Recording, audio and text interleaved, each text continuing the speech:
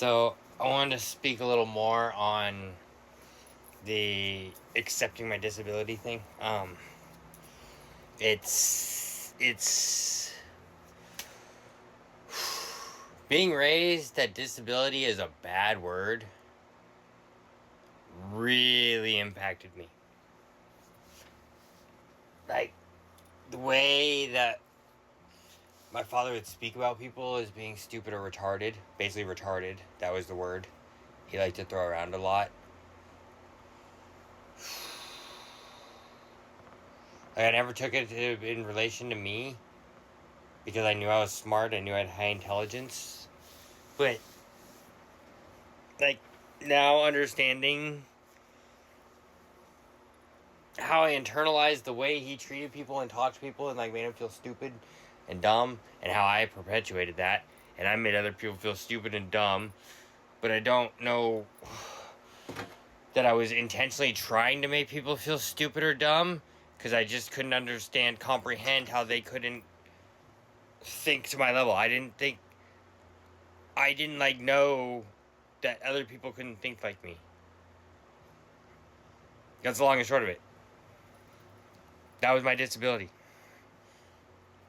I had no idea to the extent that other people couldn't think like me. I don't know. I did. My intelligence didn't really compute for me. Having intelligence doesn't compute for me. Being smart, the IQ being that it was 122 doesn't compute for me. Like, I know I can process information. I don't know why I'm better at it than other people. Um, but perpetuating the whole retarded and less than and stupid and you can't be disabled and it's a bad thing. And like, who knew fucking being as smart as I was a fucking disability too, to couple in with all this shit. Having this high intelligence and being able to see all of the things and make all of the fucking connections, man. Um, with this perpetuated thing that anything less than, like, anything to do anything, to make a mistake was wrong. You were stupid if you made a mistake. I internalized that perfectionism, whatever.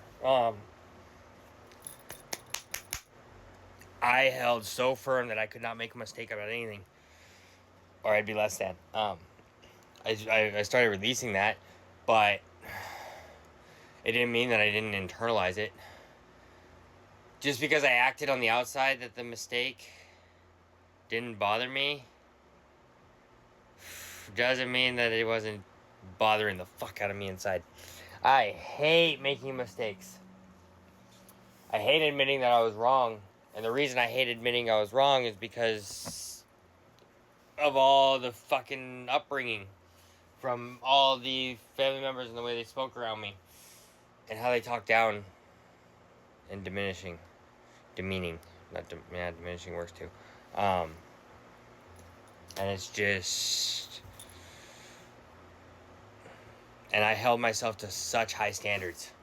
The standards to which I have held myself over the years. I mean, look at me, the way I went with this whole getting a job after my failed thingy.